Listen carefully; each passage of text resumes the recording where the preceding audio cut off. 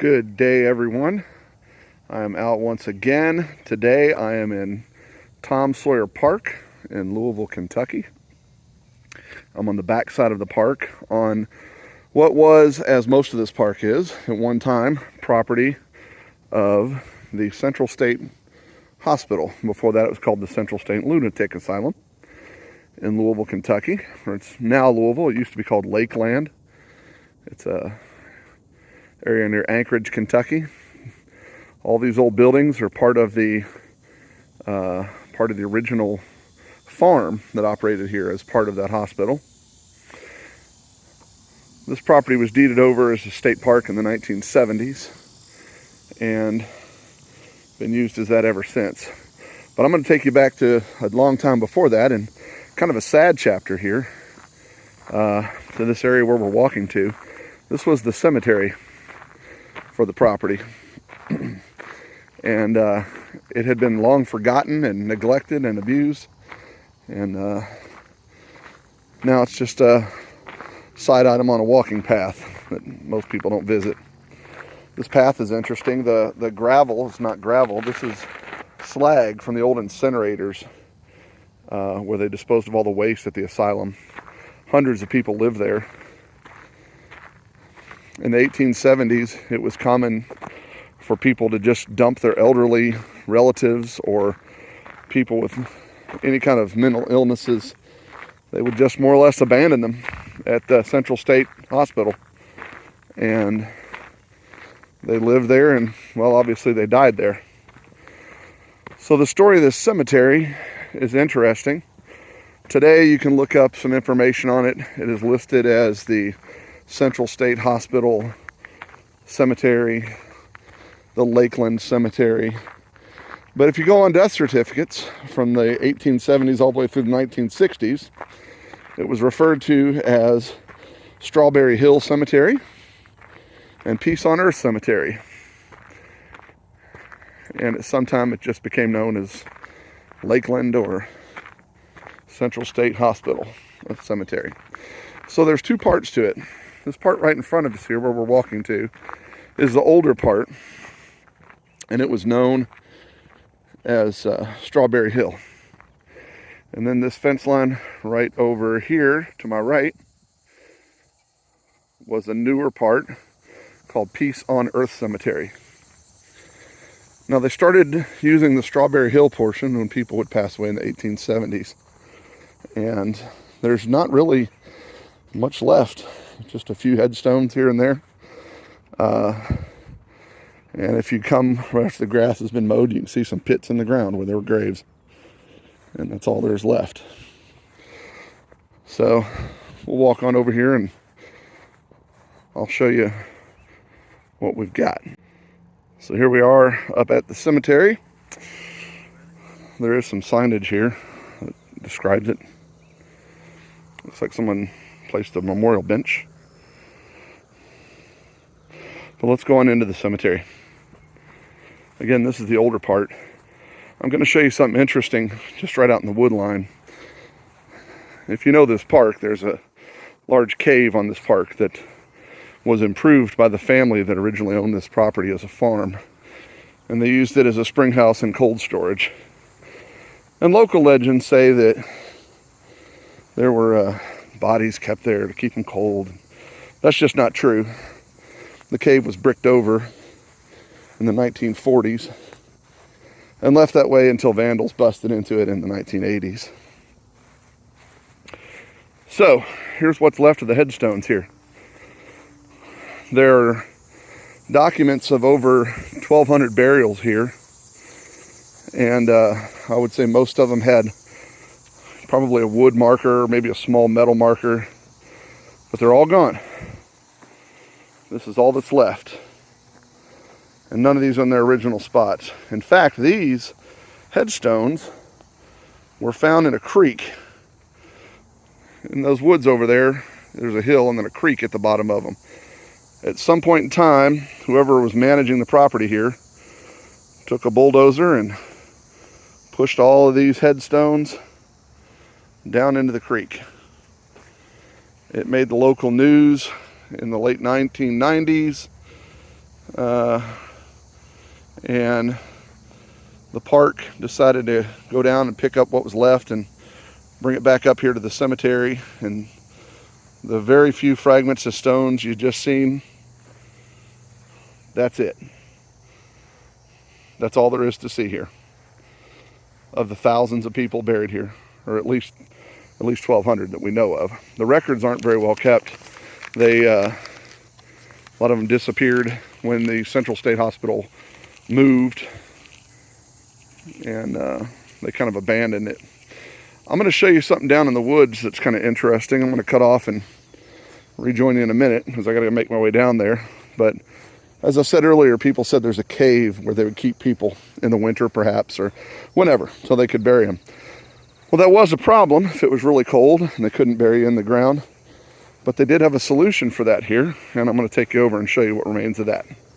Okay, we're down in the woods behind the cemetery, and you can see there's a structure here. At one time, this was a burial vault. It wasn't a permanent burial vault. It was a temporary storage vault for storing people in their coffins until they could be buried when the ground was not frozen. There were two vaults. It's all destroyed now. There was one here and one here. Now what's interesting is you can see the top, how it's arched. Whoops. How it's arched there. That gave it some strength and support. And they'd put them in the front here and let them sit until the time came that they could dig the ground out and rebury the body when the weather was a little more agreeable. There's a walking path. You can kind of see the fence in the tree line up there. There's a walking path that goes right by this. And I guess most people never come down here or know what this is, but that's what this is. It's part of the cemetery. And no one was ever buried here permanently. All of them are up the hill. So let's go back up there.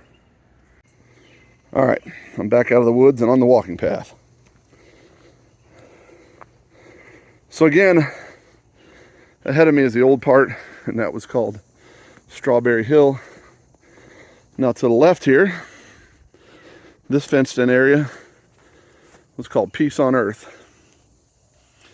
Now, in the 90s, when it came known that the cemetery was here and had been neglected, all of this was grown up. It did not look at all like it does now. It was very grown up. And the state park came in and started cleaning up a little bit. And one of the people that came out of the woodwork to help out was a former chaplain of the Central State Hospital who had overseen a lot of burials here. And he let the state know that it was a quite bigger area than they initially had thought, which was the area behind me over here.